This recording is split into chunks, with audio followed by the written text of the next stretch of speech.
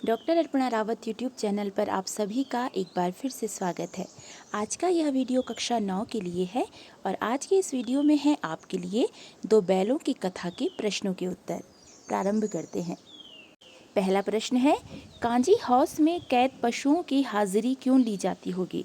अर्थात कांजी हाउस में जो पशु थे उनकी उपस्थिति, उनकी जो अटेंडेंस है वो क्यों ली जाती होगी?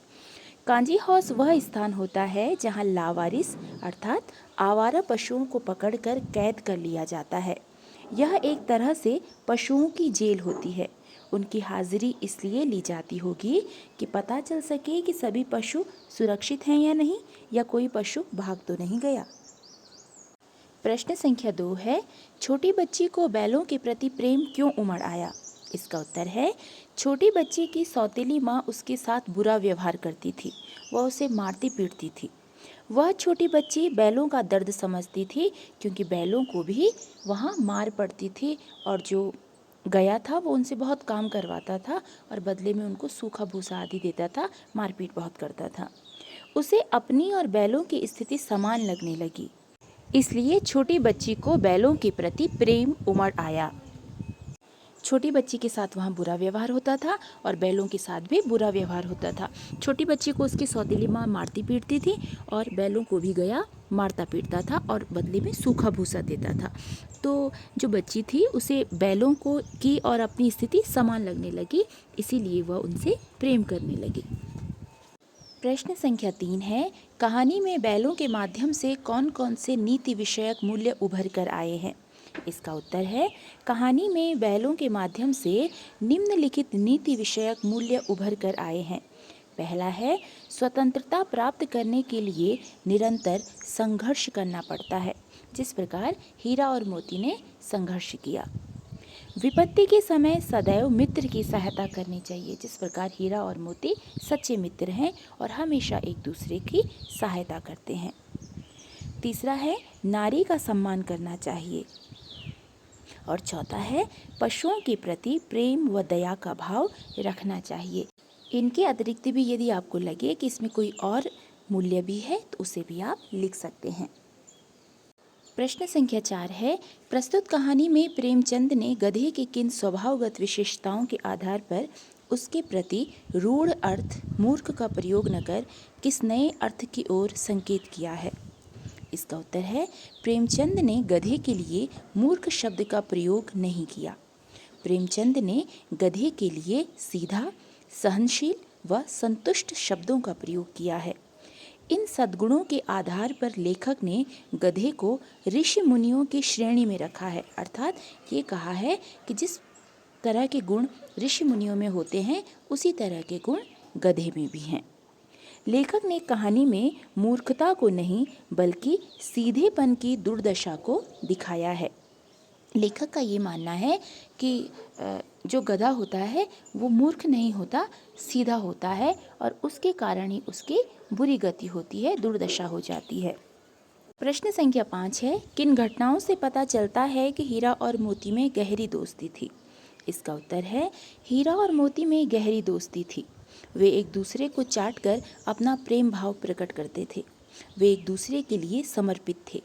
गाड़ी में जोते जाने पर दोनों की यही कोशिश रहती कि ज़्यादा भार मुझ पर रहे। जब गया ने हीरा की नाक पर डंडे मारे तो हीरा से देखा नहीं गया और वह बेकाबू हो गया, इसीलिए वो हल आदि लेकर के इधर उधर दौड़ गया। मटर के खेत में मोती के पकड़े जाने पर हीरा ने भी समर्पण कर दिया, क्योंकि मोती पकड़ा गया था, हीरा वहाँ से दूर था, लेकिन हीरा को लगा कि मेरा मित्र पकड़ा गया तो अब मैं भी पकड़ा जाता हूँ।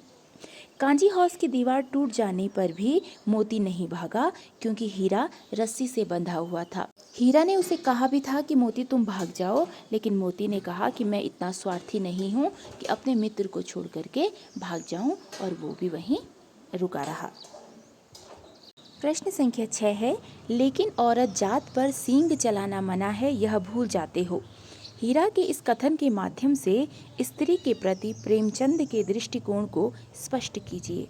इसका उत्तर है, इस कथन के माध्यम से पुरुष प्रधान समाज में स्त्रियों की स्थिति की ओर संकेत किया गया है। लेखक ने हीरा के कथन के माध्यम से समाज को स्मरण कराया है, याद कराया है कि स्त्रियों के साथ दुर्व्यवहार नहीं करना चाहिए, अर्थात बुरा व्यवहार नहीं करना चाहिए और स्त्रियों का सम्मान करना चाहिए। ये उस समय की बात है जब औरतों पर अत्यधिक अत्याचार होते थे, उन्हें कुछ नहीं माना जाता था और घर के लोग उन पर बहुत अत्याचार करते थे।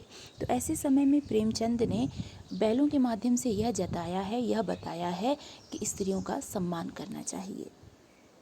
प्रश्न संख्या 7 है, किसान जीवन वाले समाज में पशु और मनुष्य के आपसी संबंधों को कहानी में किस तरह से व्यक्त किया गया है?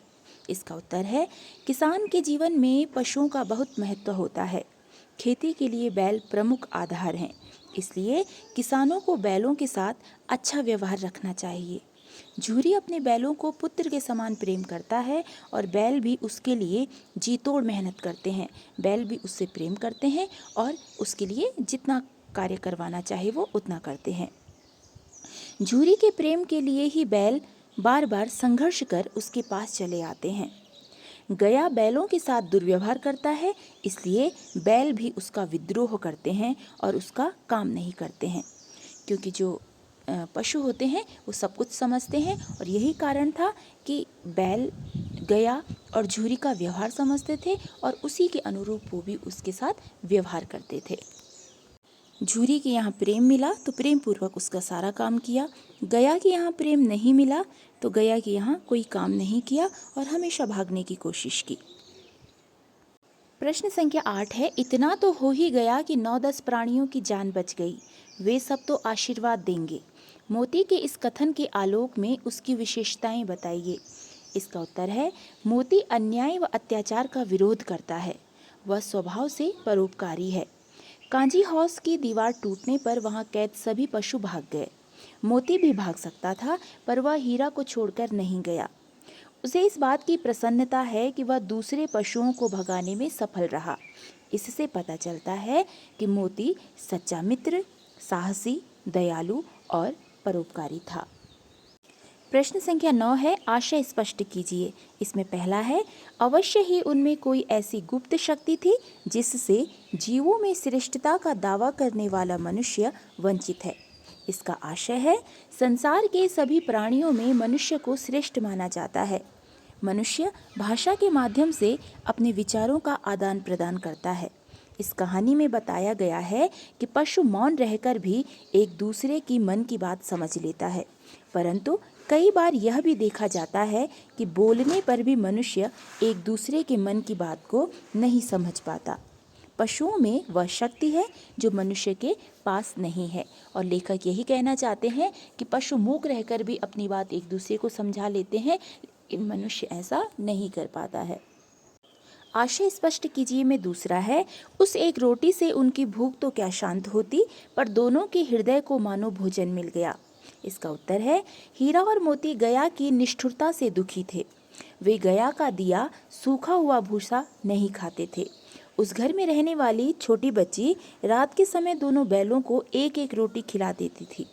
उस एक रोटी से उनकी भूख तो नहीं मिटती थी, परंतु बच्ची के प्रेम से उनका मन संतुष्ट हो जाता था। उन्हें लगता था इस घर में भी कोई सज्जन रहता है, अच्छा व्यक्ति रहता है और वो हमसे प्रेम भी करता है। इससे उनका हृदय शांत हो जाता था और संतुष्ट हो जाता था। प्रश्न संख्या 10 है, गया ने हीरा मोती को दोनों बार सूखा भूसा खाने के लिए दिया क्योंकि? इसका उत्तर है, गया पराये बैलों पर अधिक खर्च नहीं करना चाहता था। तो ये थे 2 बैलों की कथा के प्रश्नों के उत्तर। यदि पाठ से संबंधित आपका कोई सुझाव हो, प्रश्न हो, तो आप मुझे कमेंट में लिख सकते हैं। यदि आप कोई वीडियो बनवाना चाहें तो भी आप मुझे कमेंट में लिख सकते हैं। वीडियो में अंत तक बने रहने के लिए हार्दिक धन्यवाद। मिलते हैं अगले वीडियो में।